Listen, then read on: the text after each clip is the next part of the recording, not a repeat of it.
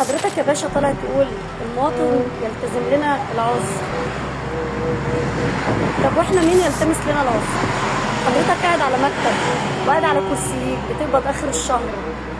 احنا بقى الناس اللي هي العامل البسيط والناس اللي هي الغلابه هتاكل منين؟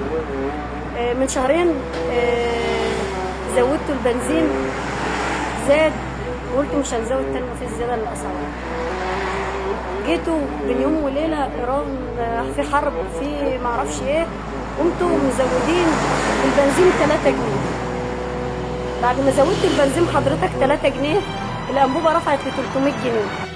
كيلو الطماطم ب 30 جنيه، كيلو الخيار ب 35 جنيه، كيلو الفلفل الاخضر ب 40 جنيه. طيب حضرتك لما نلتمس ليك العذر ونلتمس للحكومه، مين يلتمس لنا احنا العذر؟ مين يلتمس لنا احنا العذر؟ العامل الغلبان. هي يبقى في حرب احنا اللي نشيل كل حاجه؟ المواطن الغلبان هو اللي يشيل؟ يعني احنا بنشتغل بال10 ساعات وبال17 ساعه. انا واحده من الناس اللي بشتغل 17 ساعه على شوايه، مش مكفيه 4 عيال ولوحدي وبطولي.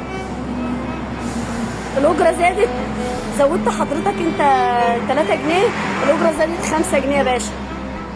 طب احنا مين يحس بينا؟ مين بجد يحس بينا؟ كهرباء وميه غاز دروس اكل شرب. احنا كنا الاول عايشين عشان ناكل، دلوقتي بنعيش بس عشان نعيش، يعني ناكل عشان نعيش. الحكومه فين بقى؟ الناس اللي قاعده على كراسيها واحنا بنموت. هو كل ما يحصل حاجه المواطن هو اللي يشيل؟ طب المواطن مين يشيله غير ربنا سبحانه وتعالى؟ احنا ملناش حاجه. انا بجري على 4 عيال شغاله 17 ساعه على الشوايه، مش مكفيه اصلا. عمالين بتذبحوا فينا، بتموتوا فينا بالبطيء.